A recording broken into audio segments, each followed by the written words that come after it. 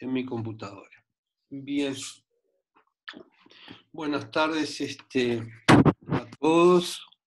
Como les cuento siempre, como les pregunto siempre, espero que se encuentren todos bien, atravesando este momento que esperemos termine lo antes posible. Seguimos entonces con nuestro estilo de clases no presenciales, estas clases por videoconferencia, y bueno, haremos todo lo posible por intentar que logren el mejor de los conocimientos a través de este medio. Hoy vamos a trabajar un tema que a mi gusto es muy, muy interesante y muy lindo, y va de la mano con conocer un montón de aspectos vinculados a las drogas analgésicas, antipiréticas y antiinflamatorias. Vamos a ver un poquito cómo funcionan, y a punto de partida de ellas vamos a tomar algunos ejemplos. Uno de ellos es el naproxeno, que es uno de los fármacos que tiene este tipo de actividad, y a través del naproxeno vamos a estudiar un poquito los conceptos de estereoselectividad en el desarrollo de fármacos. Quiere decir entonces que vamos a ver como tres grandes bloques en este tema, y tomando el naproxeno como ejemplo, vamos a tratar de finalizar estudiando cómo es esta historia de o un ejemplo de estereoselectividad en el desarrollo de estos fármacos, ¿sí? Déjenme intentar pasar la pantalla y empecemos con esta historia. Esta es la historia. ¿Recuerdan ustedes que la clase pasada habíamos visto un conjunto de compuestos que no podían considerarse ni hormonas ni neurotransmisores y que los llamábamos autacoides? La histamina es un autacoide, y habíamos visto otros tipos de autacoides. Uno de ellos eran las prostaglandinas. ¿Recuerdan eso? Pregunto. Sí, las Bien. estuvimos también dando en farmacología esta semana. Bueno, si ya las dieron en farmacología esta semana, está bárbaro, porque entonces nosotros nos vamos a dedicar bastante a lo que son los aspectos químicos y de aislamiento de esto. Esta es el primer gran hit de este tema, que fue el aislamiento de la primera prostaglandina, la prostaglandina F, a partir de glándulas prostáticas de ovejas, ¿no? Este señor Bergstrom fue clave en el desarrollo de este tema, junto a otros autores, a tal punto de que la importancia del tema y sus trabajos lo llevaron a obtener el premio Nobel, ¿no? Lo cierto es que en este trabajo, y a modo de resumen, ustedes van a encontrar que presenta el autor Bergstrom, ¿sí?, el aislamiento de forma cristalina de un compuesto que es capaz de estimular el músculo liso, y lo aísla a partir de un conjunto de tejidos de prostáticos de ovejas que había él secado a vacío, y obtiene para este compuesto una fórmula que tiene 20 carbonos. Veremos que tiene además 5 oxígenos en uno de los casos y 36 hidrógenos. Ahí ustedes, si hacen un poquito de memoria y trabajan un poquito con esa fórmula molecular, van a poder sacar el número de oxígenos y el número de insaturaciones que tiene esa molécula.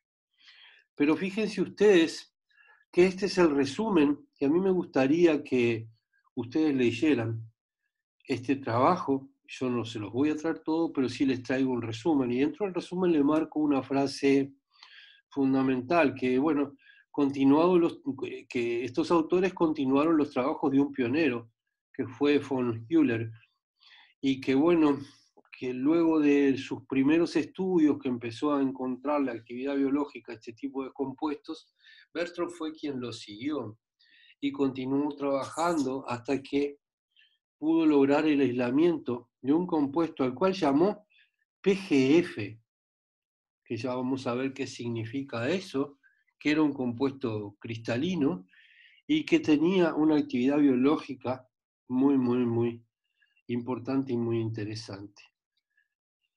Miren, vamos a trabajar un poquito este tema, porque este es un tema interesante para que ustedes vean cómo se realizó el aislamiento de este compuesto. Esto les puede permitir a ustedes tener un ejemplo de cómo determinados autores llegaron a obtener un compuesto cristalino a partir de esa masa de glándulas prostáticas secas. Partieron como de 450 kilos para que tengan más o menos una idea. Este proceso fue publicado en esta Acta Química Escandinava del año 60 y hay un trabajo siguiente también en el año 60, son dos trabajos seguidos que ustedes pueden perfectamente verlos y estudiarlos si están muy interesados. Pero lo cierto es que esas glándulas secadas a vacío las suspendieron en agua, utilizaron casi 5 litros de agua por kilo de glándula seca, agregaron etanol para homogeneizar y mejorar la extracción, y luego de agitar durante un largo tiempo filtraron. Ahí les quedó un residuo y se llevaron con ellos en una solución etanólica todos aquellos compuestos que eran solubles en estas condiciones. Esa solución etanólica la concentraron a vacío y la repartieron entre éter y agua. Quedaron entonces dos fases, ¿no? Una fase etérea y una fase acuosa. ¿Qué hicieron Bertrand y mis colaboradores? La fase acuosa la acidificaron aún más por las dudas, para ver si podían recuperar más producto, la volvieron a extraer con éter, descartaron acá la fase acuosa, que fue, en este caso, una fase ya muy ácida, a 3,5, y volvieron a traer una segunda camada de solución etérea. Estas dos soluciones etéreas las juntaron y las volvieron a extraer con buffer. Hicieron un buffer de pH 8, o sea, lo llevaron a un medio básico, descartaron la fase etérea y se quedaron con la solución acuosa a un pH básico. ¿Qué es lo que le está diciendo esto con este proceso de extracción? A ver, a ustedes, ¿qué les parece? ¿Qué era lo que estaban buscando? ¿O qué era lo que estaban llevándose? Desde un punto de vista funcional, ¿no? ¿Era un ácido o una base? ¿Ustedes pueden ir siguiendo esto?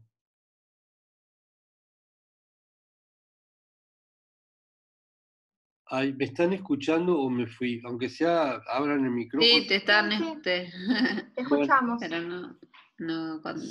Bueno, fíjense ustedes que si agarran una solución etanólica, la reparten entre éter y agua, se llevan la fase etérea. La fase etérea la hacen ácido. ¿Eso qué quiere decir? Que todo aquello que de una u otra manera fuera básico, lo van a protonar, ¿verdad? Y extraerlo con éter, eso quiere decir que va a estar en forma neutra, quiere decir que acá lo que tenemos es una función ácido carboxílico, que evidentemente no queremos perder, porque después cuando sumamos las soluciones etéreas y esa función ácido carboxílico nosotros la hacemos básica, la desprotonamos con un buffer fosfato a pH 8, la sal no va a ir para el éter, sino que va a quedar en la fase acuosa, y nos vamos a quedar con esa fase acuosa. Y esa fase acuosa la volvemos a acidificar, la extraemos con éter y se quedan con la solución etérea, la cual llevan a sequedad. y ahí se quedan con una pasta marrón oscura que contiene los compuestos activos. Esto ya les daba entonces la idea de que la serie de compuestos activos iban a ser un conjunto de ácidos carboxílicos, ¿sí? Todos estos procedimientos tuvieron una gran virtud, que fue que el aislamiento de cada uno de estos compuestos fue bioguiado. ¿Eso qué quiere decir? Que ellos estaban aislando el compuesto, pero al mismo tiempo haciendo test biológicos sobre duodeno aislado de ratas para ver si lograban contractilidad ahí, y de esa manera seguir cuáles eran las fracciones activas que tenían. Esa pasta marrón oscura que contenía los compuestos activos empezaron a hacer una primera purificación preliminar. La distribución a contracorriente es uno de los métodos de separación. Al principio tuvo mucho auge en la época de los 60, después se dejó de usar, después se mejoró muchísimo la técnica, hay aparatos muy buenos de purificación por extracción a contracorriente, que bueno, que escapa un poco el alcance de nuestro curso, pero simplemente para que les suene en la cabecita que hay un método de purificación que es una distribución a contracorriente. ¿Ya? Esa distribución a contracorriente la hicieron con éter entre dos fases, éter y un fosfato a pH 6,4, o sea, acá estaban acidificando. El buffer fosfato volvieron a acidificar, lo extrajeron con éter y fíjense que sacaron todo un conjunto de fracciones. Nuevamente encontraron, si ustedes ven esta tabla con estas entradas, en qué lugar se iba concentrando la actividad. Recuerden acá, volviendo, que el buffer fue acidificado, ¿no? Y extraído con éter, o sea que estas son soluciones que las nombran como buffer 5, 4, 3, 2, 1, pero en realidad eran el buffer acidificado y extraído con éter, ¿no? No vayan a confundir eso. Y acá encontraban en estas fracciones la mayor actividad, medida en ciertas unidades que eran unidades relativas, y las medían en definitiva de esa actividad en función de los miligramos obtenidos. Fíjense que acá tienen una actividad de 7 por miligramo, mientras que acá tenemos casi 50 de esas unidades relativas por miligramo de actividad. Y ahí empezaron, ahí continuaron, sí, una serie de purificaciones. Las purificaciones todas las hacía Bertrand en cromatografía de fase reversa. La fase reversa, como ustedes saben, es una sílica gel que está sililada y permite usar metanol y una fase acuometanólica como fase móvil. Esto en definitiva funciona al revés de la sílica que ustedes conocen, y las sílicas de fase reversa son las que utilizan habitualmente los HPLC.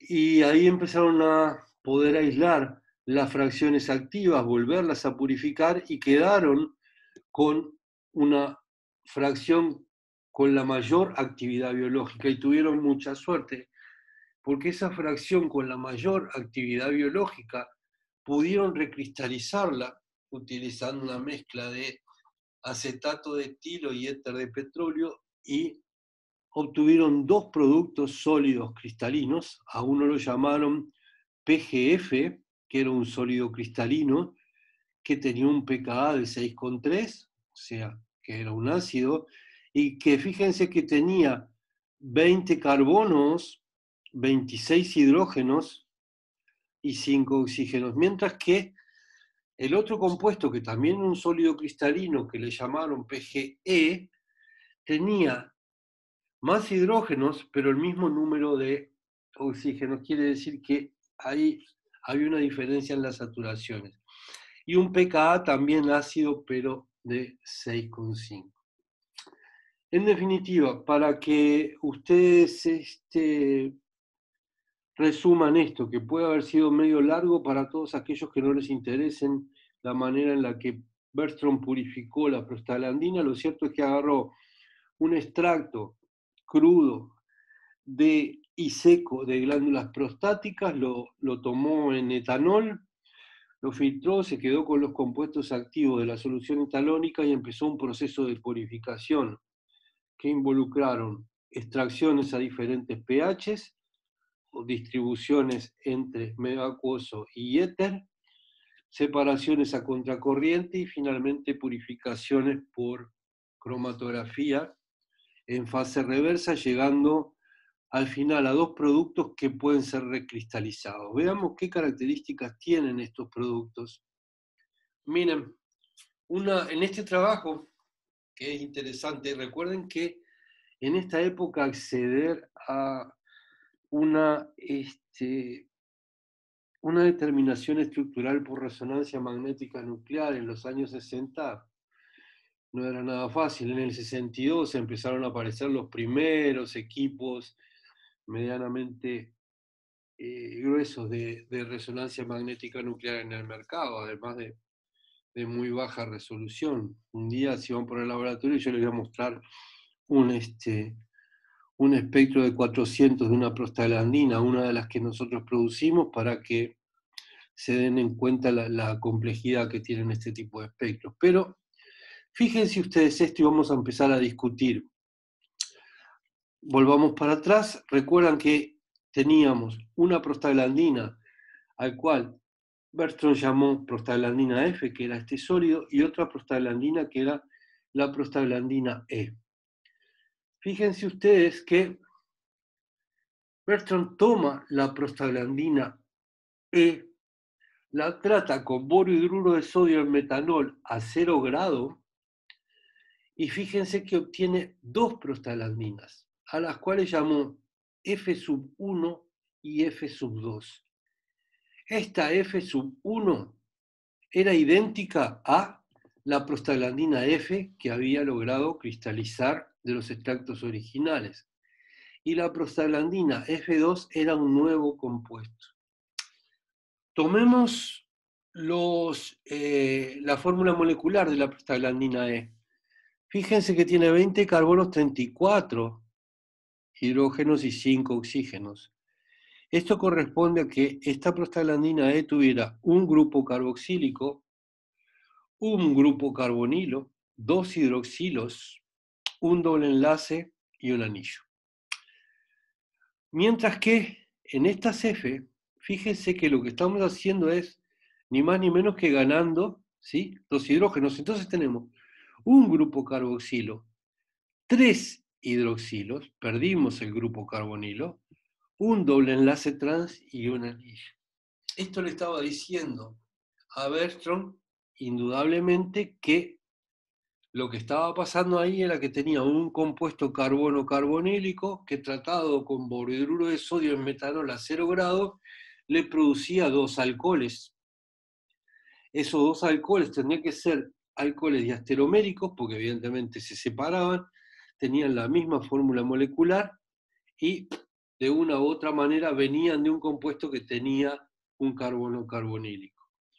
Seguimos avanzando entonces, porque allá en el año 63 por primera vez se da la confirmación final, la estructura de estas estructuras, haciendo un análisis de difracción de rayos X de la prostaglandina 2-alfa, la prostaglandina F2, perdón, que era esta que ustedes ven aquí.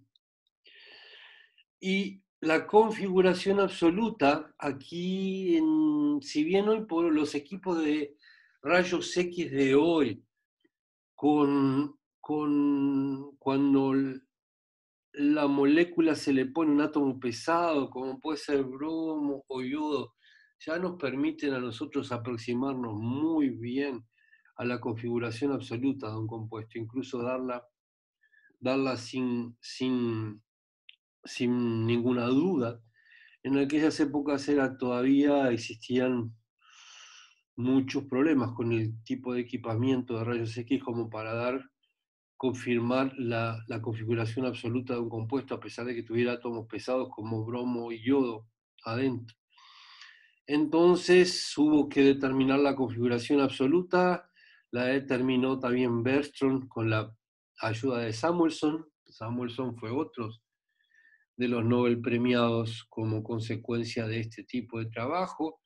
Y en este Nature del año 66 dan la configuración absoluta de las prostaglandinas. Esto lo hacen básicamente por una por un proceso en el cual utilizan algunas reacciones químicas para llegar a comparar los fragmentos obtenidos con algunos compuestos que se conocían y que se conocía su actividad, su actividad óptica. Así, los autores tomaron una prostaglandina, en este caso es el acetato de la prostaglandina E1, vamos a ver qué quiere decir esto ahora, y por reacción de ozonólisis llegaron a este ácido hidroxieptanoico que pudieron compararlo y resultó ser el L, que ya se conocía su alfa, compararon los alfa, y de esa manera sacaron la configuración absoluta del carbono 15, el cual resultó ser S.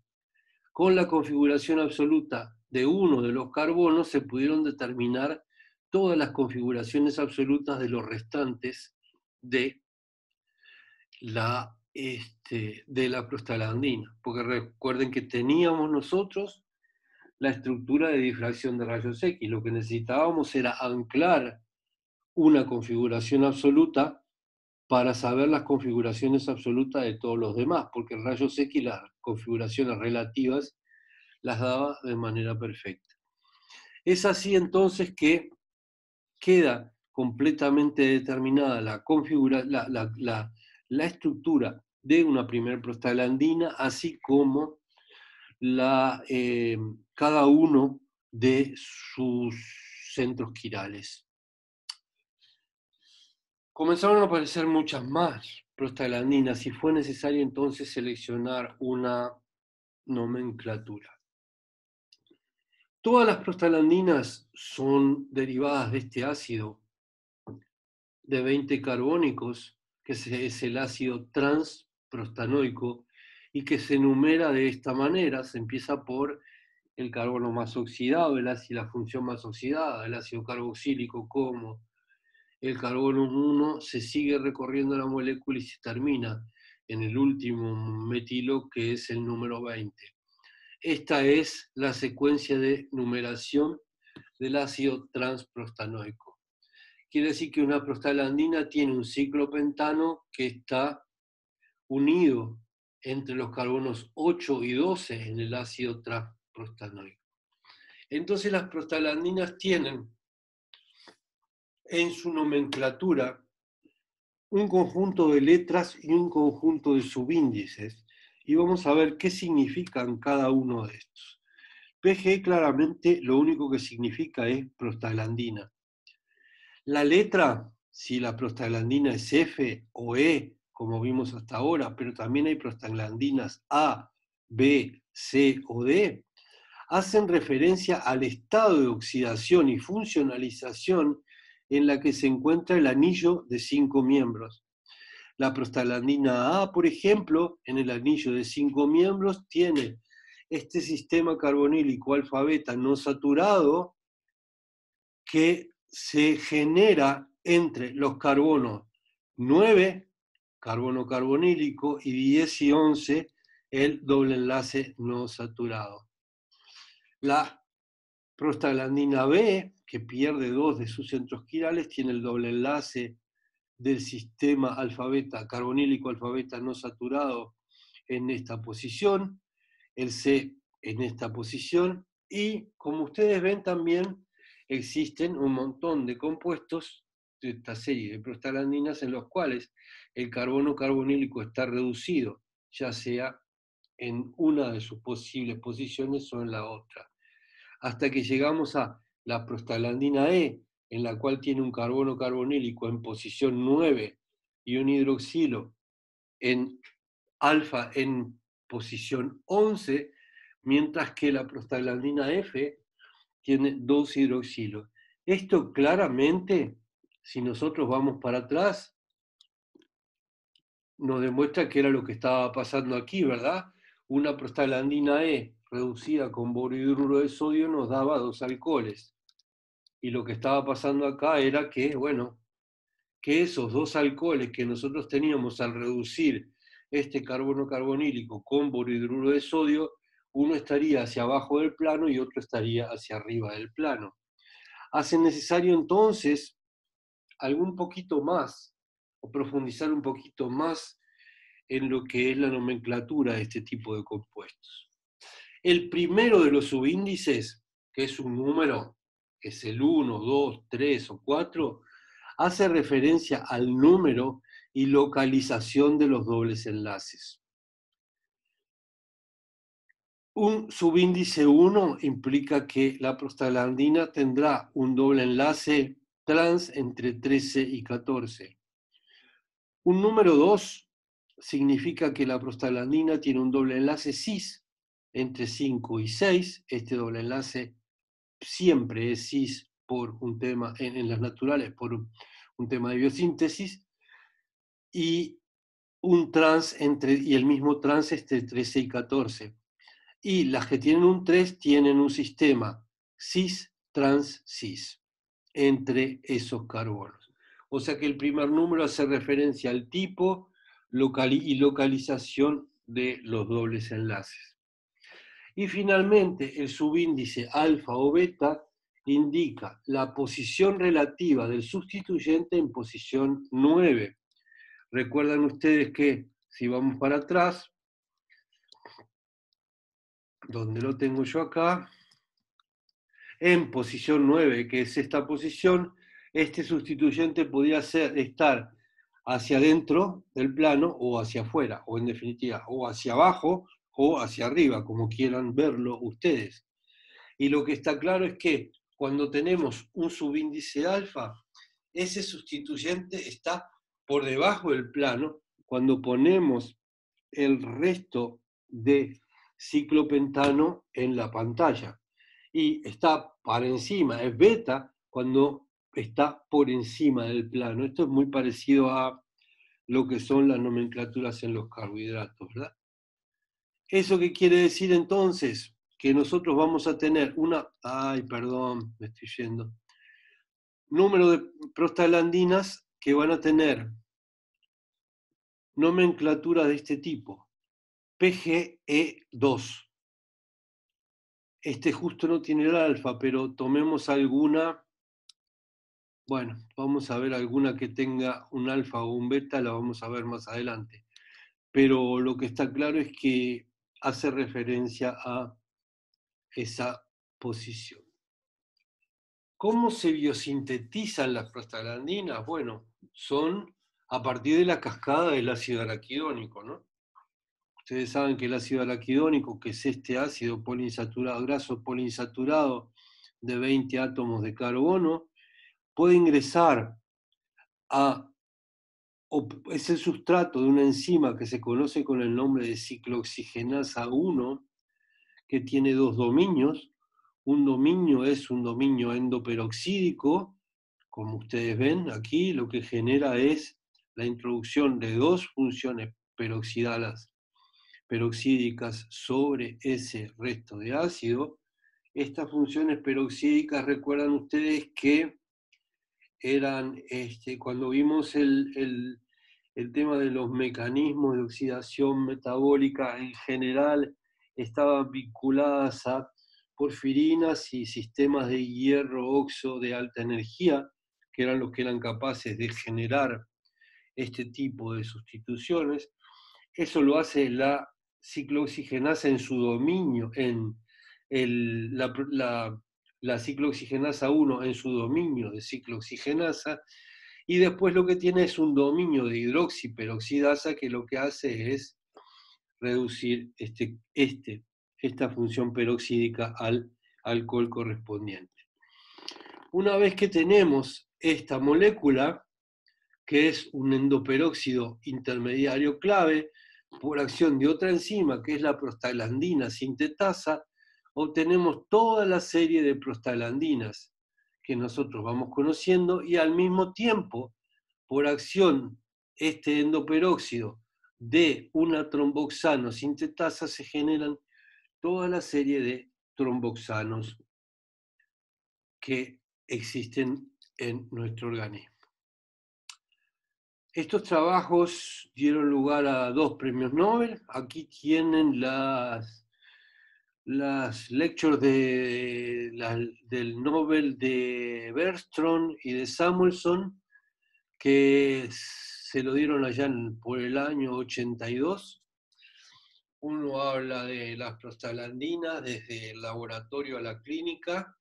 Esa fue la disertación de Bergström, mientras que la disertación de Samuelson fue más desde un punto de vista de los mecanismos biológicos de estos mediadores. Ambas disertaciones están publicadas, las encuentran fácilmente, y a los que les guste vale la pena, a los que les guste la química y este tema en particular, vale la pena leerlas en algún momento para saber cómo era la manera en que tanto Bergström como Samuelson concibieron estos estudios y transitaron a lo largo de ellos, ¿verdad? Otro antecedente más que importante es que Bain, en este trabajo de Nature, fue el primero que de una u otra manera fue capaz de describir cómo hacía la aspirina o las drogas tipo aspirina para inhibir la síntesis de prostaglandina. Fue el primero que de alguna manera demostró esa inhibición. Se sabía que la aspirina y las drogas del tipo de la aspirina, su mecanismo de acción era a través de la inhibición de la síntesis de prostaglandinas, y Bain lo demostró perfectamente, y de esta manera, ¿no? Los experimentos con los chanchitos en lung de chanchitos de Guinea demuestran que los efectos terapéuticos del salicilato de sodio y los fármacos tipo aspirinas se deben a la inhibición de la síntesis de prostaglandina. Este fue un trabajo espectacular y que marcó un poco el tránsito de esta temática. Antes de seguir para adelante, voy a abrir un poco el micrófono y preguntarles si me pudieron seguir y si tienen alguna duda.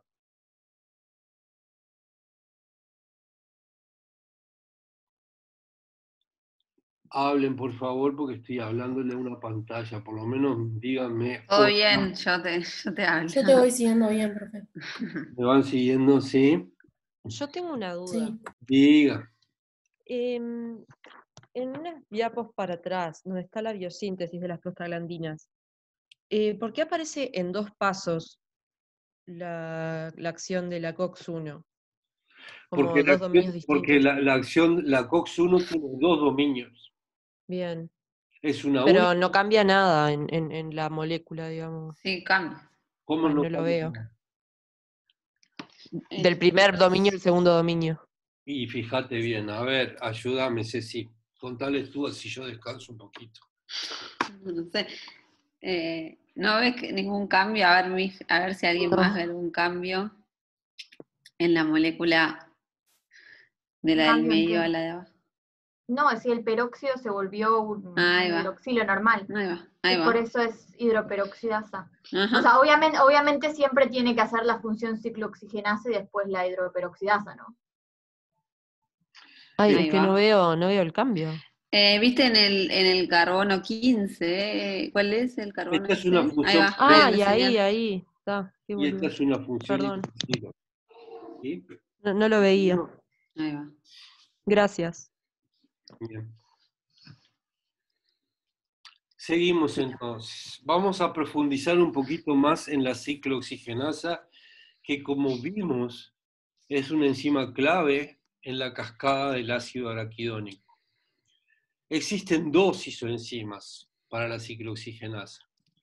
Una que se llama, o que se llama, mejor dicho, ciclooxigenasa 1, que es una enzima constitutiva, que la tenemos siempre y que es como consecuencia de ellas obtenemos un conjunto de prostaglandinas que regulan muchas de nuestras funciones homeostáticas. Trabajan a nivel del tracto gastrointestinal, del tracto renal, de la función plaquetaria, de la diferenciación de macrófagos, etcétera, etcétera.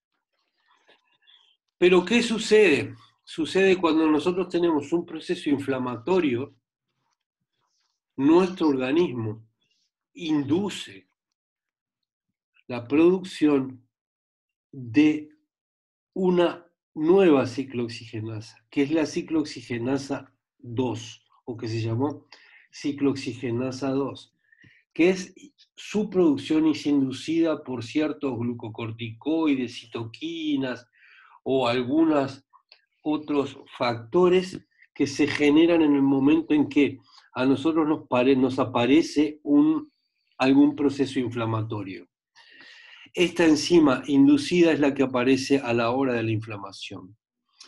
Entonces, lo que está claro es que si nosotros queremos de alguna manera bloquear algún efecto inflamatorio, lo deseable sería poder inhibir la acción de la ciclooxigenasa 2, pero sin tocar la acción de la ciclooxigenasa 1, ¿verdad?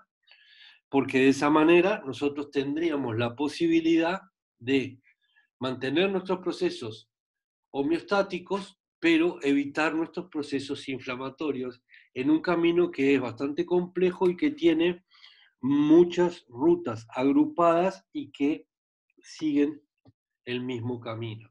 Este es, sin lugar a dudas, un gran desafío. Aquí ustedes tienen en este trabajo que yo les planteo acá, que es del año 2002, bueno, acá ves que tienen los dos dominios, ¿no? Acá tienen el dominio porfirínico de la peroxidasa, ahí tienen el resto de porfirina, y como ustedes ven, hay pequeñas diferencias en el sitio activo de la ciclooxigenasa 1, que es la constitutiva, y de la ciclooxigenasa 2, que es la inducida. Y esos pequeños cambios en general son consecuencia de estas mutaciones de aminoácidos. H y R yo tengo que escribirlo porque nunca me acuerdo qué es el H y qué es el R, pero el R es una arginina y hay otro cambio acá que es una valina por una isoleucina. Esos son los cambios que existen en el sitio activo de acción de la ciclooxigenasa 1 con respecto a la ciclooxigenasa 2. Y habría que buscar fármacos que fueran capaces de ingresar al sitio activo de esta ciclooxigenasa bloqueándolas sin bloquear la ciclooxigenasa 1. Eso es un gran, pero gran desafío, sin lugar a dudas, porque tienen similitudes estructurales muy grandes estas dos enzimas. Esta es la manera en la cual la aspirina o los derivados del ácido salicílico actúan a nivel de la inhibición de la ciclooxigenasa. Por supuesto que la aspirina no puede diferenciar ciclooxigenasa 1 de ciclooxigenasa 2, pero lo cierto es que lo que produce en el sitio activo de la enzima no es ni más ni menos que una reacción de acetilación mediada por sitios activos de tirosina y de guanidina, ¿no? Que son capaces de acomodar la aspirina a nivel del sitio activo y dejarla libre para que pueda oxidar este residuo de serina. Esa es la manera, o sea que lo que está haciendo la aspirina es inhibiendo irreversiblemente la ciclooxigenasa. Les recuerdo yo una cosa que ya lo vimos la vez pasada, cuando nosotros inhibimos irreversiblemente una enzima, esa enzima deja de ser funcional. Y esa inhibición irreversible no vuelve para atrás. quiere decir que nosotros para volver a regenerar ciclooxigenasa, en este caso ciclooxigenasa 1, o si el proceso inflamatorio me generó ciclooxigenasa 2, para volver a generar enzima tenemos que biosintetizar más, porque esta ya la inhibimos, ya la bloqueamos, no es un proceso reversible. Existen muchos autores que se tiraron de cabeza a buscar cómo lograr inhibidores selectivos de la ciclooxigenasa 2 sin, por supuesto, que se inhibieran la ciclooxigenasa 1. Este es un trabajo muy interesante que salió en STOChem en el año 2001, que es donde básicamente se demuestra que cómo se inhibe esta ciclooxigenasa inducible, que es la ciclooxigenasa 2, por ciertos compuestos diarilacéticos o otros como el Sulindac. Recuerdan que al Sulindac yo se los había presentado al principio del curso. Si no lo recuerdan, vayan y revisen un poco el sistema del Sulindac, cómo era y cómo era el sistema 1,3-bitadicarbonilco de ese compuesto, etcétera, etcétera. Lo cierto es que este tipo de compuestos resultaron ser inhibidores muy selectivos de la ciclooxigenasa 1, se pudieron diseñar, se conocía el sitio de acción a través del cual, o sea, el canal a través del cual ingresaban a la ciclooxigenasa estos compuestos, se conoció cómo se colocaban en el sitio de acción y cómo inhibían de una u otra manera el proceso de ciclooxigenación. Entre ellos estaba el celecoxib, el rofecoxib, incluso el anión del Sulindac. Estos en principio parecían ser una maravilla, porque este tipo de compuestos evidentemente lo que eran diaril heterociclos que eran capaces de inhibir selectivamente la ciclooxigenasa 2. Si inhibía selectivamente la ciclooxigenasa 2, entonces podías ir directamente a atacar los procesos inflamatorios, muchos de ellos procesos que son crónicos, como el tipo de la artrosis, de la artritis y todo ese tipo de cosas, ¿sí? Sin bloquear otros procesos homeostáticos de la prostaglandina o sin producir efectos colaterales vinculados a la inhibición de estas enzimas, como es la hipersecreción gástrica, lo que genera la úlcera gástrica, etcétera, etcétera. Estos marcharon fenomenal, se usaron durante un montón de tiempo, hasta que en algunas evaluaciones o seguimientos de los mismos a lo largo del tiempo se encontró una alta incidencia de muertes por infarto de miocardio como consecuencia de la utilización de algunos de estos compuestos y como yo no me acuerdo bien, pero como a los 6, 7 o 10 años de utilización se sacaron del mercado. Bien, por ahora se terminó un poquito el sueño de encontrar inhibidores tan selectivos de la ciclooxigenasa 2 que no fueran capaces de producir algún efecto adverso. Al principio parecía que marchaban espectacularmente bien, después ya ven que tuvieron algún que otro problemita. Vayamos entonces ahora que sabemos básicamente qué son las prostaglandinas, cómo trabajan, qué son las ciclooxigenasas, cómo se inhiben las ciclooxigenasas.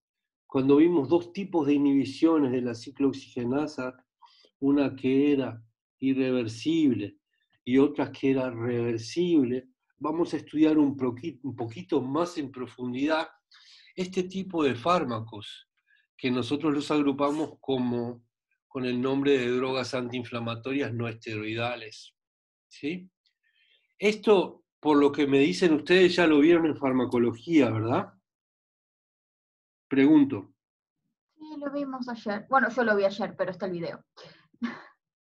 O sea que si lo vieron ayer, yo voy a ir un poquito más rápido con toda esta parte que es más bien introductoria y que les contaba que, bueno, que este tipo de droga era un conjunto de sustancias que tenían actividad antiinflamatoria con estructura no esteroidal, pero que, bueno, este nombre no era demasiado completo porque además de antiinflamatorios suelen tener propiedades analgésicas y antipiréticas, pero esto tampoco es muy completo porque algunos son analgésicos y antipiréticos, pero no tienen actividad antiinflamatoria, etcétera, etcétera. Pero la idea general la tienen, ¿no?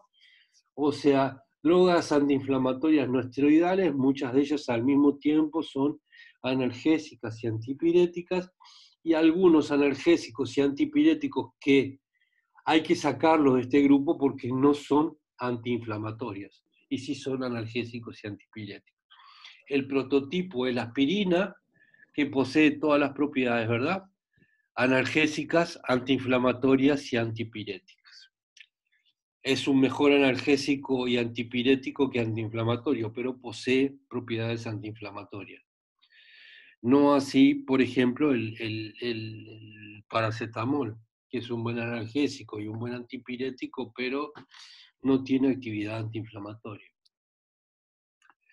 Desde un punto de vista de la estructura química, vamos a encontrar diferentes tipos de estructuras, muy diferentes tipos de estructuras y muchas variaciones. Algunos son derivados de ácidos carboxílicos, como los ácidos fenilacéticos. Algunos son ácidos carbo y heterocíclicos, bueno, los derivados del ácido salicílico, los derivados de ácido propiónicos, que son los que nos van a centrar más nuestra atención en lo que resta de la clase. Otros son ácidos mefenámicos. También existen otros ácidos, pero que en realidad son enoles, son ácidos, pero como consecuencia de una enolización de funciones químicas, como es el caso de las pirazolonas o los oxicanos. Y también tenemos compuestos, algunos de ellos que no son ácidos, sino que son neutros. Aquí tienen algunos ejemplos, yo voy medio rápido. Bueno, el diclofenac, que es un derivado del acetilantranílico, del ácido, es un derivado del ácido acético, con un resto de anilina. Carboheterocíclicos como la indometacina, el sulindac o el tolmetil. Estos son ácidos carbo y heterocíclicos, todos ellos. Los derivados del ácido salicílico, como ya vimos, la aspirina o el salicilato de sodio, incluso algunos derivados fluorados que están en el mercado como el diflunisal. Me interesa trabajar con los arilpropiónicos, que básicamente son los que vamos a trabajar en esta última parte del curso para estudiar un poco los conceptos de estereoselectividad en la acción del fármaco.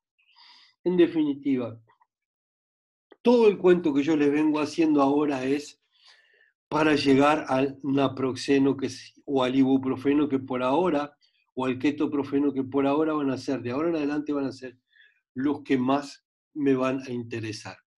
También, bueno, hay ácidos mefenámicos, etcétera, etcétera.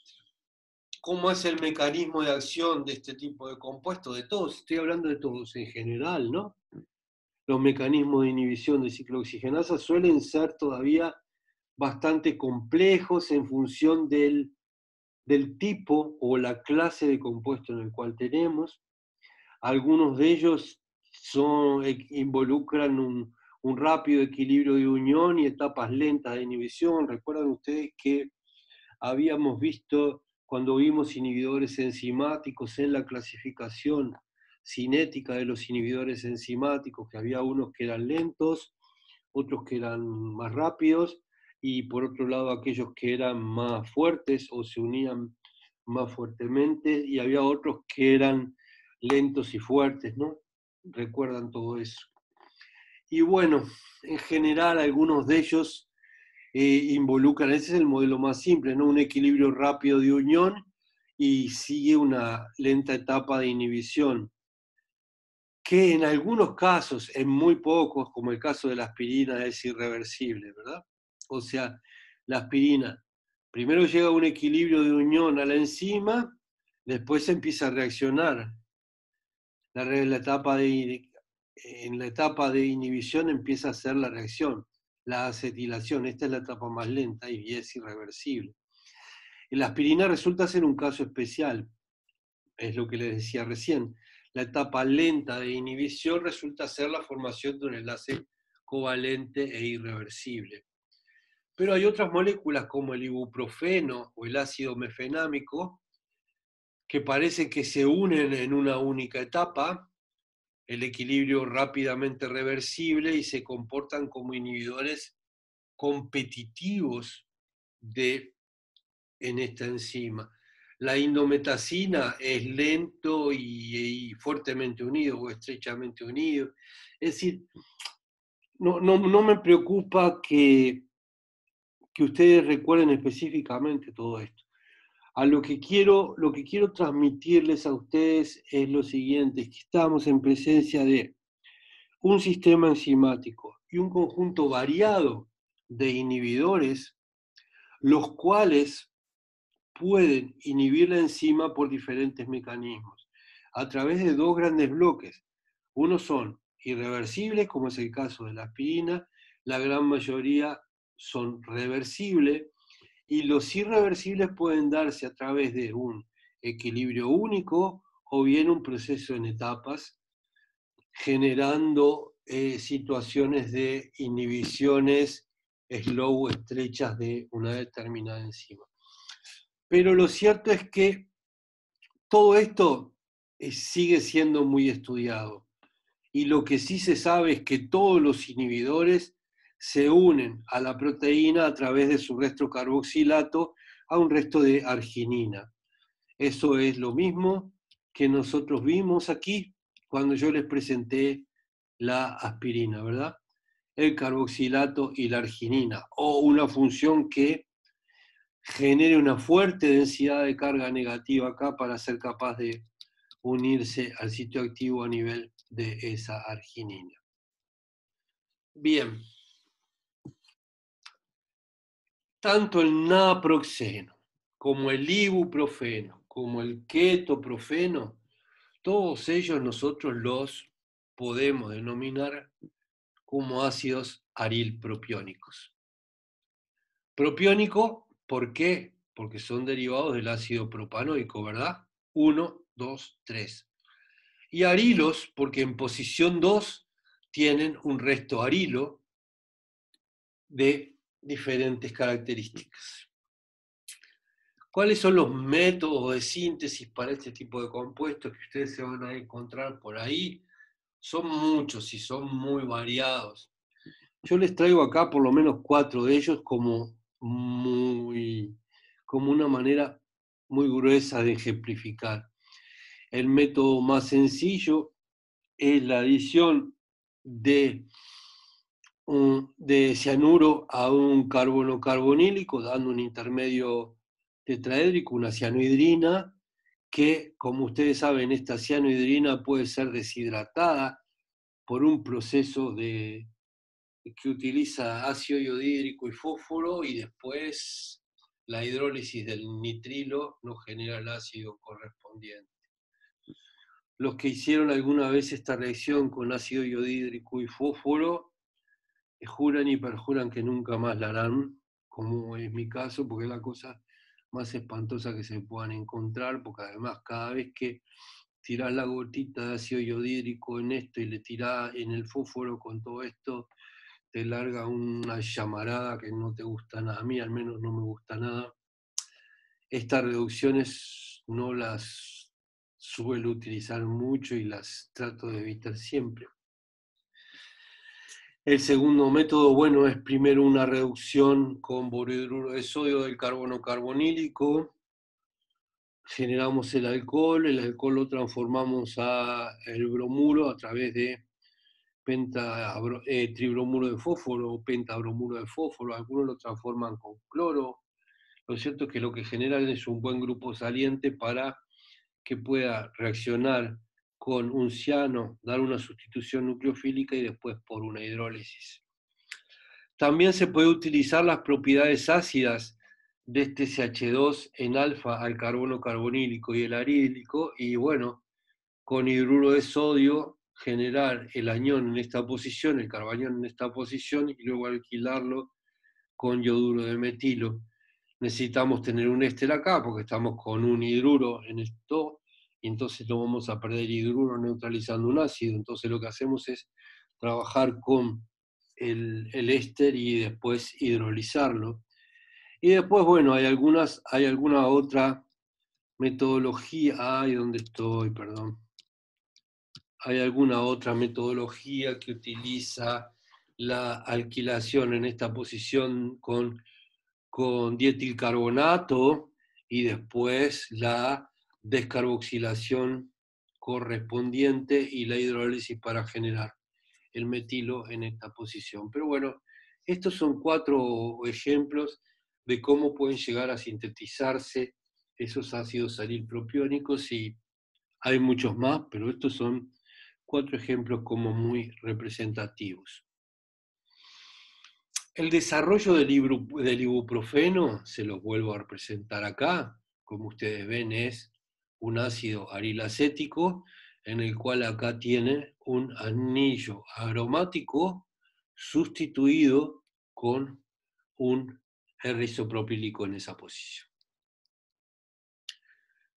Este es el desarrollo del ibuprofeno, que al principio tuvo la marca registrada de Brufen. Lo realizó unos laboratorios que se llamaron laboratorios Boots, y que comenzaron con esta síntesis fundamentalmente buscando drogas para el tratamiento de las inflamaciones crónicas del tipo de las artrosis y cosas esas que prácticamente el 20 o el 30% de la población la tiene, y si no, lo único que hace falta para tenerla es llegar a viejo, porque al final la vas a tener. Y bueno, evidentemente era importante encontrar inhibidores de esta ciclooxigenasa que fueran útiles para este tipo de tratamientos. Empezaron a desarrollar allá por los años 60 un estudio, y bueno, el estudio fue a lo masivo, ¿no? Vayamos a sintetizar todos los derivados de aril acético que podamos sintetizar y veamos cuáles funcionan mejor. Interesante esto porque en este laboratorio y el que realizó y el que encontró al final el ibuprofeno fue un científico español que trabajaba por un laboratorio extranjero en el extranjero, ¿no? Pero bueno. Se hicieron algunos candidatos que fueron interesantes. Uno fue el parabutil y el otro el isobutil. Aquí los tienen, ¿no?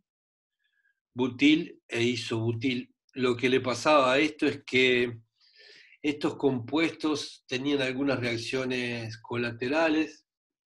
Uno daba muchísimo rash en la gente.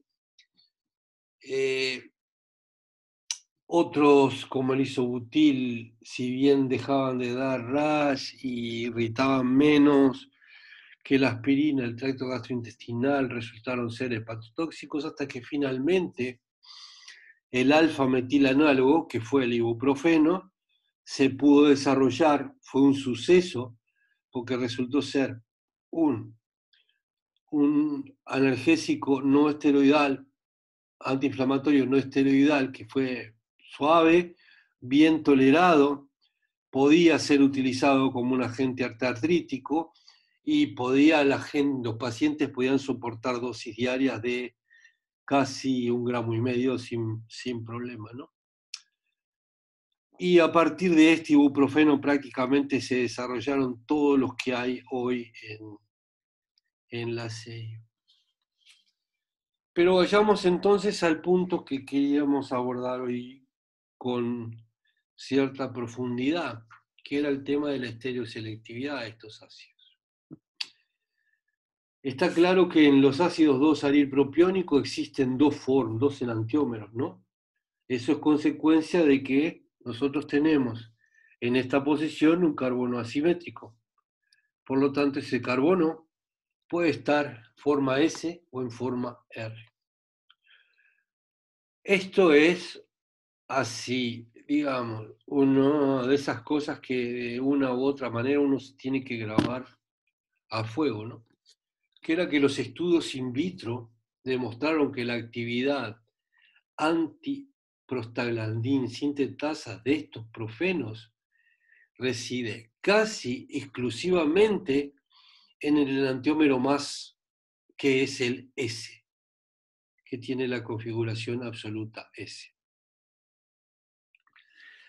Si bien todos estos profenos, vamos a ver por qué, se venden prácticamente como racematos, con excepción del naproxeno, lo cierto es que el activo es el que tiene esta configuración absoluta a nivel del centro asimétrico ubicado en el carbono alfa a la función carbonilo.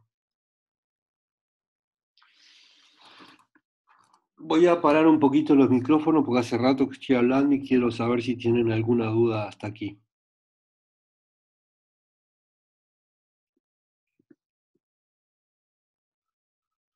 Sí, ¿cómo no me quieren hablar? Bien, no, por el chat dicen que no tienen dudas por ahora. Bien. No sé. Vamos a... Yo tengo un detallecito para ver si estaba bien. La aspirina ¿Quién inhibe a habla? las ¿Quién dos habla? COX. ¿Quién habla? ¿Quién habla? Si aunque sea me Lara. pongo contento por... ¿Eh? Lara, perdón. Lara, bien. La aspirina inhibe a las dos COX. Claro. Ta. Sí. ¿Nunca te dio acidez? Sí. ¿Qué te parece entonces? Sí, claro, sí, inhibe dos. O sea, no es para nada selectivo. Los únicos que tenían un buen grado de selectividad eran los COXIP, pero esos COXIP salieron prácticamente del mercado todos. Creo que queda alguno todavía ahí resistiendo, pero la verdad es que no me acuerdo mucho. ¿Vos te acordás, Ceci? Ah, o sea, hasta el día de hoy se siguen usando no selectivos, Sí. Que aunque no den me acuerdo, esos lo que no me estoy efectos acordando, secundarios. no me estoy acordando, sí, de los COXIP, que en un momento fue un Yo me boom, acuerdo que lo sacaron del mercado por eso. Creo que Ah, están que en estaba todos, el el 2000. Celecoxib. Sí, esos estaban y lo sacaron por lo que dijo Eduardo, los problemas al corazón. Ah, bien. creo que tengo entendido, capaz que haya alguno todavía por ahí resistiendo, pero Capaz, sí, no me habría acuerdo. que La buscar. verdad que no me acuerdo. Lo que está claro es que los que estamos usando ahora son no selectivos, eso está Ujú. claro. ¿Sí? Ta. Gracias. Vamos a Bien. introducir un término que todavía no lo hemos introducido en el curso, que es el término de relación eurísmica. El término relación eudísmica, que acá yo lo pongo como ER, esto viene del inglés obviamente, ¿no? Lo introdujo un autor que trabaja mucho en relación, estructura, actividad de fármacos vinculada a la estereoselectividad de los fármacos, que es Arians. En este trabajo de Arians, allá por el año 76, introduce el término relación eudísmica para definir la relación actividad del enantiómero activo, al cual llamó el eutómero, con respecto a la del enantiómero menos activo, al cual llamó distómero.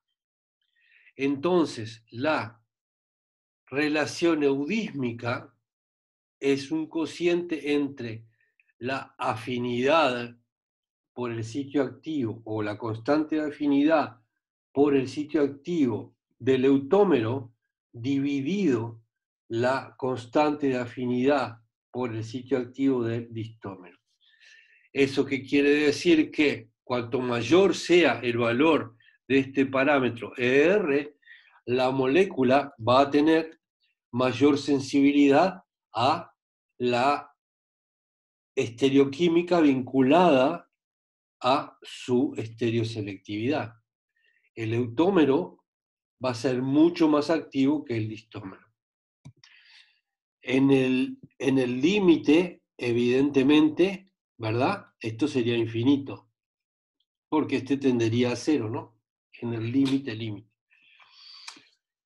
Pero para el caso específico del ibuprofeno, esta relación eudísmica, que en nuestro caso sería la relación entre el enantiómero que tiene la configuración absoluta S, que es el activo, o el eutómero, y el R, que es el inactivo o menos activo, que es el distómero, para la inhibición de ciertas prostaglandinas bovinas es más o menos de 160 veces.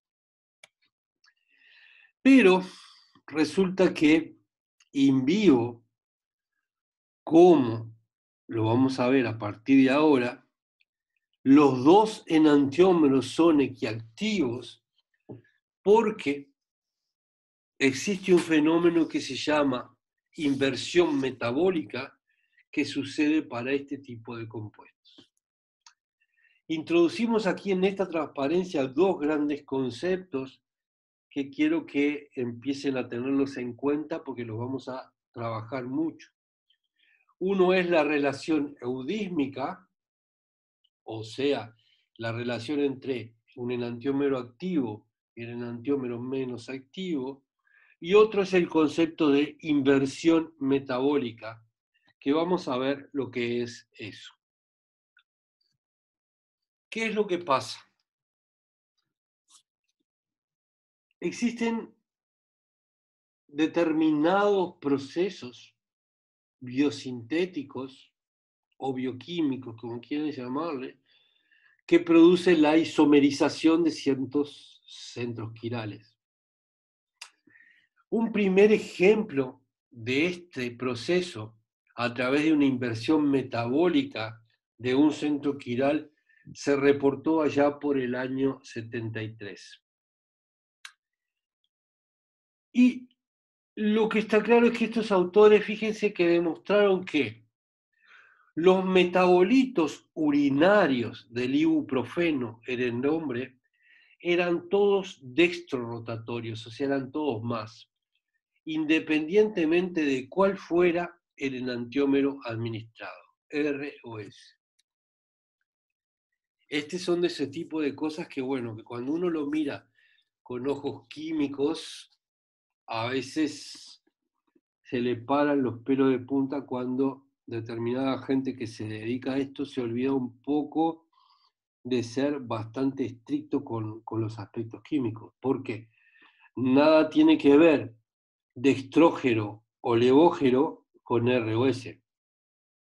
O sea, yo puedo poner un más S en un proceso metabólico y medir la actividad óptica al final y que me siga siendo más, pero lo que pasó fue que tuvo otra reacción, tengo otro centro quiral, o el centro quiral vaya a saber lo que le pasó, y el compuesto ya perdió ese centro quiral inicial de S y siguió siendo más. O sea que, pero bueno, acá en estos trabajos confunden un poco. Lo cierto es que ustedes lo que tienen que ver para ser como más preciso, y es lo que realmente sucede, es que todos los metabolitos en los cuales ese carbono 2 o carbono en alfa al ácido carboxílico que venía con una configuración S y que correspondía a un compuesto que era de estrógeno, cuando se metabolizaban y se excretaban por la orina, ese carbono seguía siendo S. Eso era lo importante. ¿Me siguieron? ¿Por qué les estoy aclarando esto y por qué no quiero que se confundan? Recuerdan que el valor de la actividad óptica y si es de estrógeno o levógeno un compuesto, nada tiene que ver con que sea S o R. ¿Recuerdan? Sí. ¿Quién me dijo? ¿Si Cecilia o algún? Sí. Ceci lo sabe, ¿y los demás? Sí, sí. ¿Sí? Bien. Pregunten si no tienen claro lo que está diciendo Eduardo. Si no le escriben por chat a Cecilia, por eso estamos Claro. teniendo 2 personas en el curso, porque hay muchos que no quieren Hablar. y por lo menos, bueno, por chat se pueden comunicar, sí. Lo cierto es que las determinaciones enantioselectivas de ciertos niveles plasmáticos de los 2 enantiómeros permitieron demostrar este proceso de inversión y que era unidireccional. Y vamos a ver cómo era. Miren, lo cierto es que todos estos profenos, en particular el ibuprofeno, sufre un proceso de inversión unidireccional, en la cual metabólicamente el enantiómero R es transformado en el enantiómero S. No todos, ojo, porque no todos los profenos sufren este tipo de inversión. Se han demostrado que los fenoprofenos y el venoxaprofeno sí lo sufren, pero no todos lo sufren. Además, vamos a ver que este tipo de inversión metabólica no solo depende del compuesto, en este caso del tipo de profeno que estemos utilizando, sino también depende de la especie animal con la que estemos trabajando. Hay algunas especies animales que son capaces de tener inversión metabólica con ciertos compuestos que el hombre no es capaz de realizarla, y viceversa, ¿no? En algunos casos. Bien, lo cierto es que,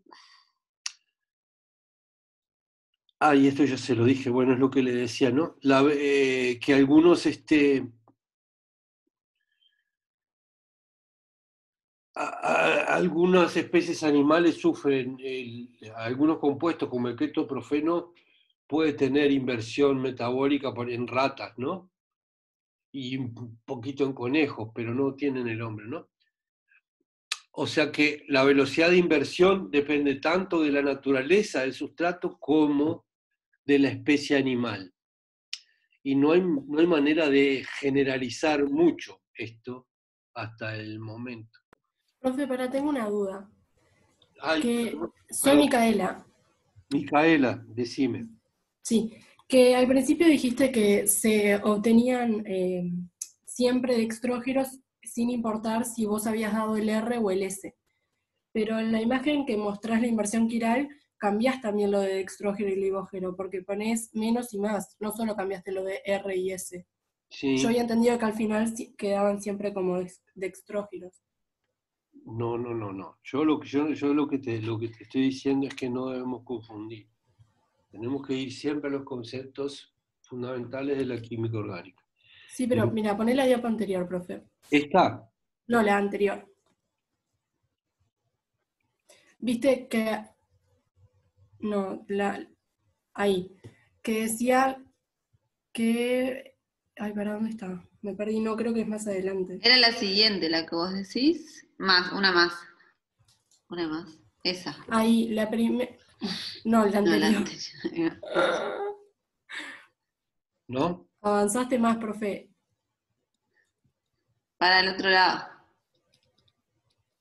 Ay, pará.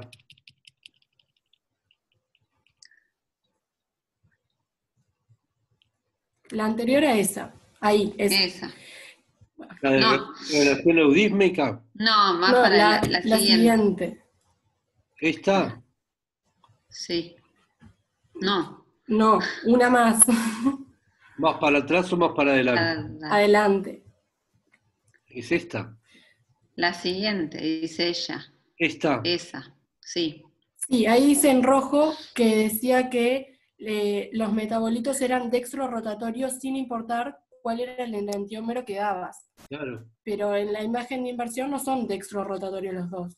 claro, por eso te digo, por eso te hice toda esa perorata que te dije, que cuando a veces hay estas escrituras que a nosotros no nos suenan muy bien, porque nosotros sabemos que el más y el menos no tiene nada que ver con el R o el S de un determinado compuesto, salvo que sean con un solo centro quiral y sean enantiómeros. Pero lo que yo te decía es que este señor, como no demostró la estructura de los metabolitos urinarios, no sabía muy bien si había existido la creación en el proceso metabólico de algún otro centro quiral en el proceso, o alguna otra modificación del compuesto. Porque tú, por ejemplo, vamos a ver, vamos a pensar una cosa, vamos a ver. Suponete, tú tenés acá este, ¿no? Que es el S, lo tenés acá con un centro S, ¿verdad? Hola, ¿me estás siguiendo? Sí, sí, te estoy Ah, escuchando. suponete que fuera acá, ¿tendrán en algún lado el S escrito? No, En la que habías mostrado última, ¿no? Estaban el S y el R. ¿dónde estaba la inversión acá? Sí, Ah, ahí. suponete que vos, este centro, que es ese de estos arilos, ¿sí? ¿Está? Sí, En el ibuprofeno, que tiene un solo centro quiral, que es este, ¿sí? sí. Con este carbono S, con este carbono S, vos tenés que el compuesto es dextrorotatorio, ¿verdad? ¿Está claro? Sí, Bien. Ahora yo te digo, suponete vos que metabolizaras sin tocar este, pero introdujeras un carbono, un hidroxilo quiral en esta posición. ¿Sí? sí, Tendrías ahí dos centros quirales, ¿verdad? sí. O sea, el hecho que ese compuesto siga siendo dextrorotatorio no te asegura para nada cuál va a ser la configuración absoluta de este. Ah, claro.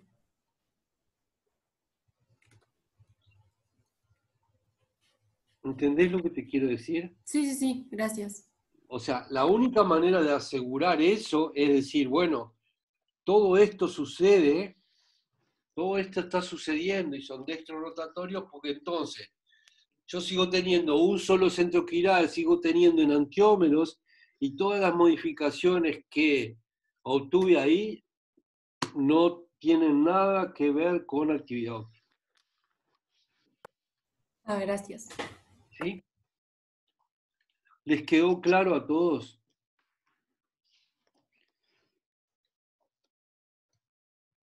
Sí, re claro. Bien. Entonces resulta que estos profenos son capaces de sufrir una inversión quiral unidireccional en la dirección del R al S. Y sin embargo, un isómero S, un enantiómero S, no es capaz de transformarse en el R. El mecanismo que hoy por hoy más se acepta que está involucrado en esto es a través de una enzima, que es la acetil-CoA. Evidentemente ustedes para generar esto tienen que poner aquí un nuevo entorno quiral, si no esto no va a suceder. El nuevo entorno quiral se los da la acetil-CoA. Entonces la acetil-CoA es capaz de esterificar solamente el isómero R del resto ácido. Generar este compuesto es capaz de sufrir epimerización, no sabemos muy bien cómo todavía, y una vez que se epimeriza, se hidroliza con la acetil-CoA y generamos el isómero S. Esto sucede a nivel metabólico y este compuesto sufre inversión metabólica. Y aquí hay un proceso de epimerización. Desde un punto de vista conceptual, lo que nosotros estaríamos tomando cuando tomamos ibuprofeno, a ver si están de acuerdo con lo que yo les digo, ¿sí? ¿O no? Desde un punto de vista conceptual, lo que nosotros estaríamos tomando cuando tomamos ibuprofeno racémico, ahí les va, como decía, y yo les voy a decir a ver si están de acuerdo conmigo o no. Es una mezcla de una droga y una prodroga. Muy bestia lo que estoy diciendo.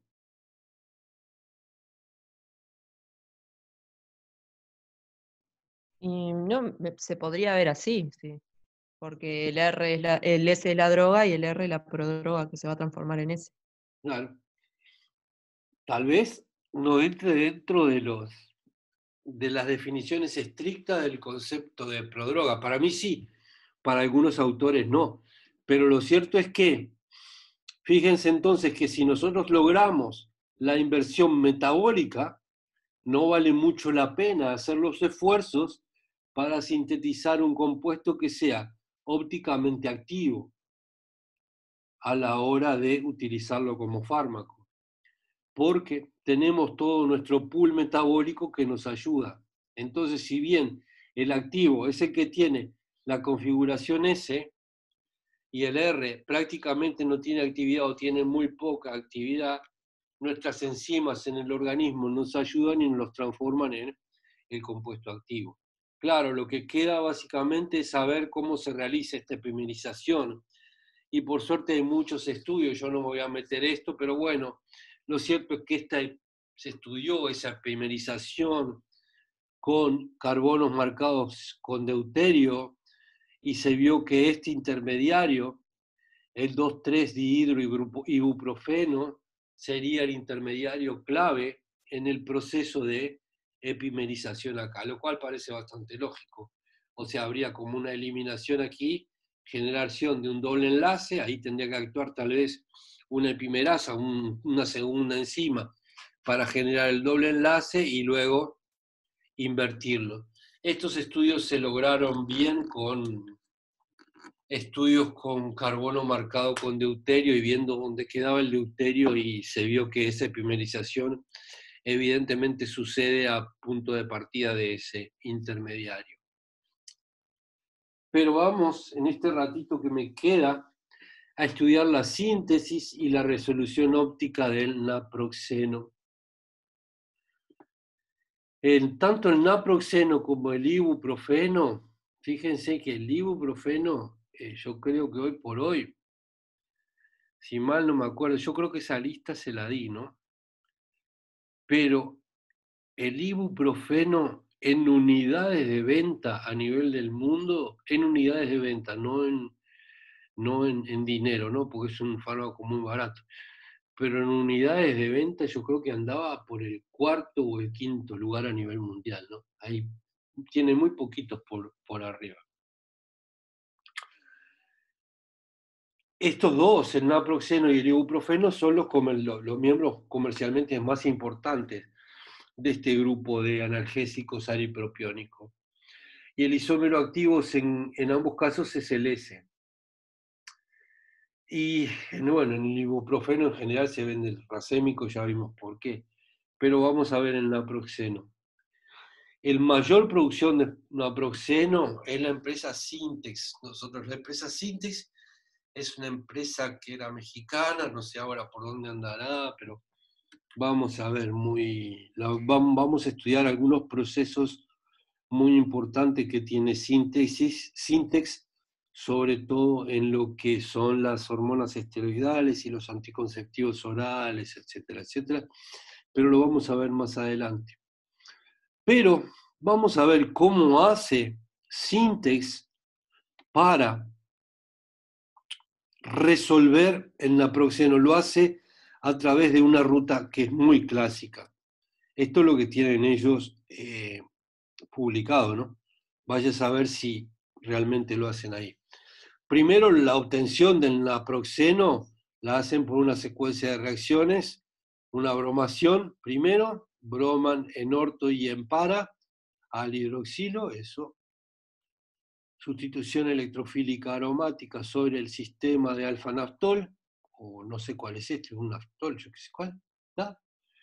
Una reducción selectiva del alfa al bromo con bisulfito, metoxilación para después poder sacarnos de encima este OH que tiene carácter ácido y hacer una reacción de Grignard con magnesio y metilisobutilo correspondiente para introducir este metilo en esa posición y obtener el RS naproxeno.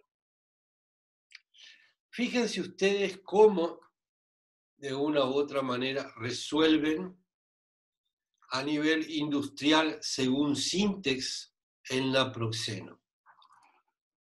Toman la mezcla racémica RS naproxeno, la tratan con medio equivalente de una amina quiral, que es la N-alquil de glucamina, y un equivalente de una amina aquiral.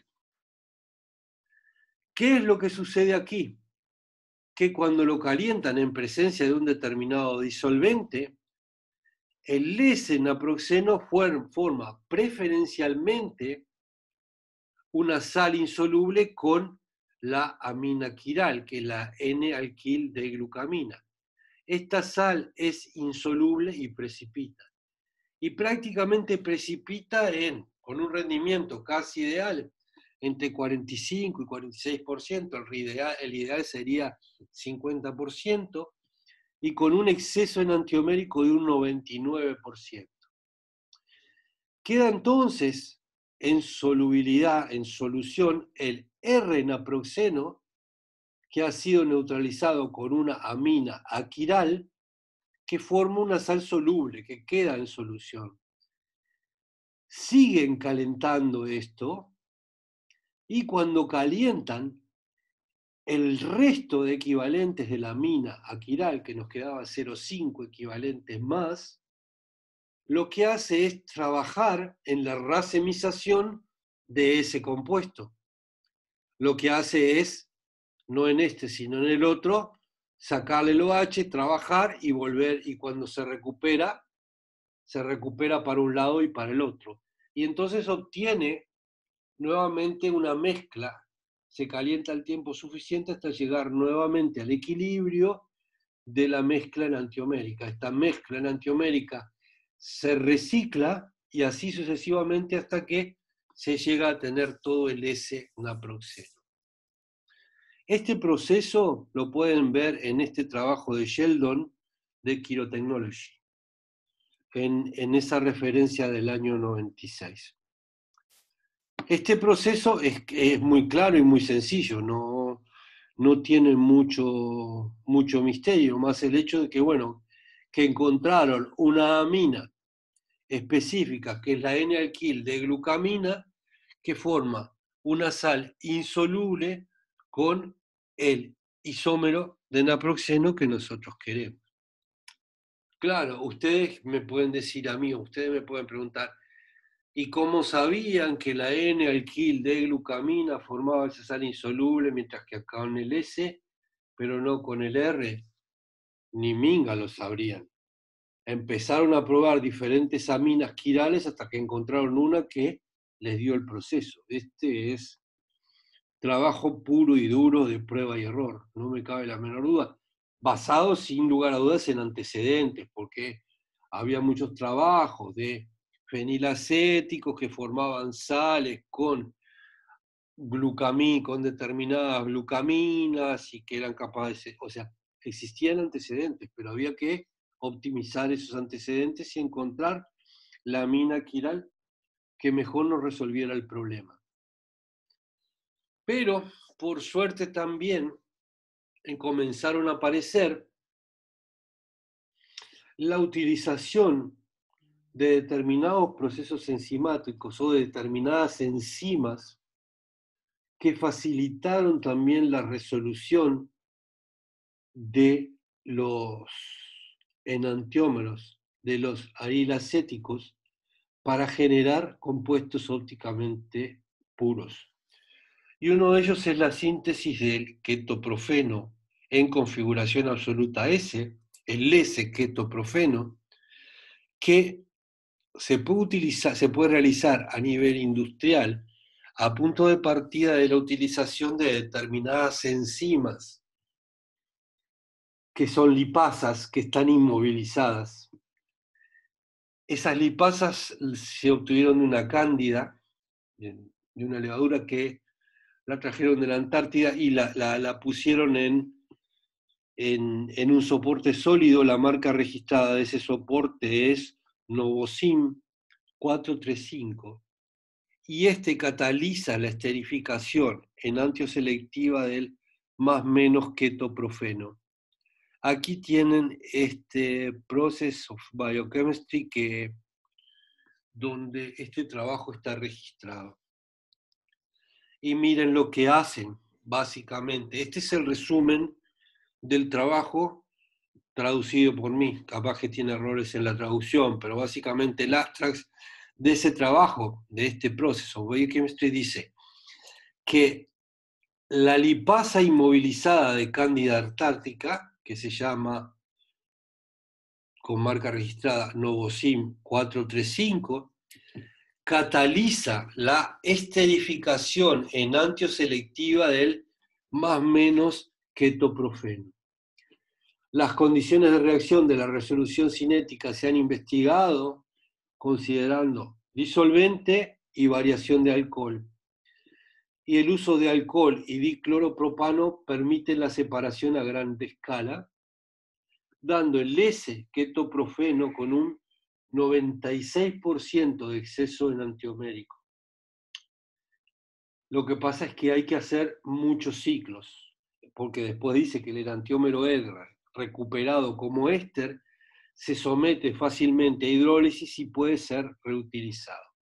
Vamos a ver cómo es este proceso. Lo cierto es que esta lipasa puede tomar la mezcla racémica y esterificar solamente el S, sin esterificar el R. ¿Está? Eso es básicamente la primera parte del proceso. Veamos cómo sigue. Partimos del carbono carbonílico, acá parten de medio kilo, de la mezcla racémica en este carbono, lo pasan por esa enzima que está básicamente inmovilizada, es una enzima que está ¿cómo se llaman cuando están inmóviles? En resinas, ¿sí? Y se utiliza, bueno, el dicloropropano como disolvente, y el dicloropropano y etanol. Y lo que generan es el éster etílico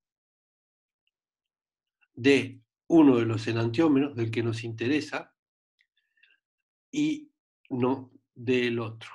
Fíjense que de este compuesto se obtienen unos 300 gramos, más o menos, con un exceso enantiomérico de 55%. Mientras que de este se obtienen 209 con un exceso enantiomérico de 77%. ¿Qué es lo que hacen los autores en este proceso? Agarran este compuesto que tiene un 77% de exceso enantiomérico, que es el que nosotros queríamos, lo mezclan con una cantidad igual de racémico, y entonces obtienen ahora una mezcla de el compuesto que queríamos con un exceso enantiomérico de un 38%. Pero ahora tenemos casi 500 gramos, pero de un material de partida que ya tiene un exceso enantiomérico de casi un 40%. Y ese material de partida lo vuelven a someter al proceso. Y entonces obtienen un 96% de exceso enantiomérico con un rendimiento de 210 gramos. O sea, nos faltan básicamente 50 gramos para llegar a la mitad. Y así sucesivamente siguen con estos ciclos.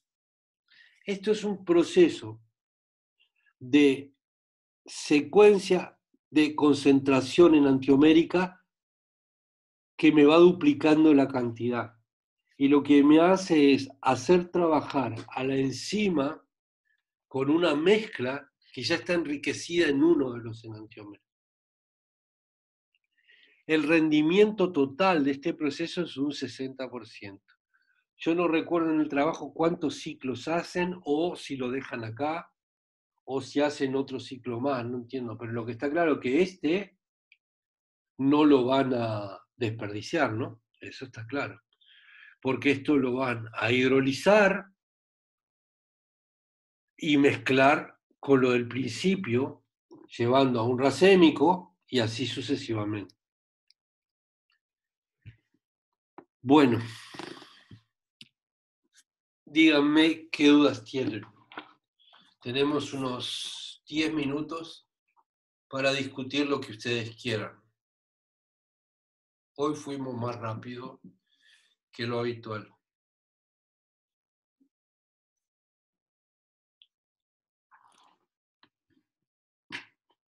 ¿Tienen alguna duda?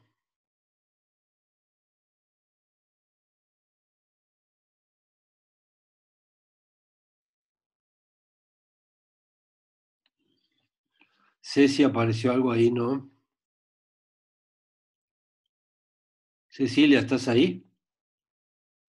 Estoy. Estaba contestando el chat. Mirá ahí. ¿Qué es Santi? Ay, perdón. No, está. Bueno, a ver. Vamos a ver los chats.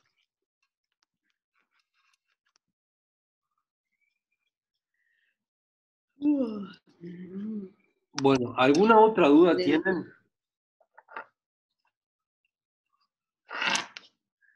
Si no tienen ninguna otra duda, vamos a ir al siguiente. Yo les recomiendo, esta es la bibliografía que yo les recomiendo para que trabajen. También están, por supuesto, los trabajos originales que yo se los fui dando a lo largo del tema. Y hay alguna bibliografía complementaria, además de los trabajos que existen en el tema, que es interesante revisar para el que quiera revisarlo, como es Angevante, cuyo autor es Shen, donde hay una recopilación de perspectivas en agentes antiinflamatorios no esteroidales. Si no tienen más dudas, les agradezco a ustedes. Voy a dejar de grabar. No me acuerdo cómo se deja de grabar acá.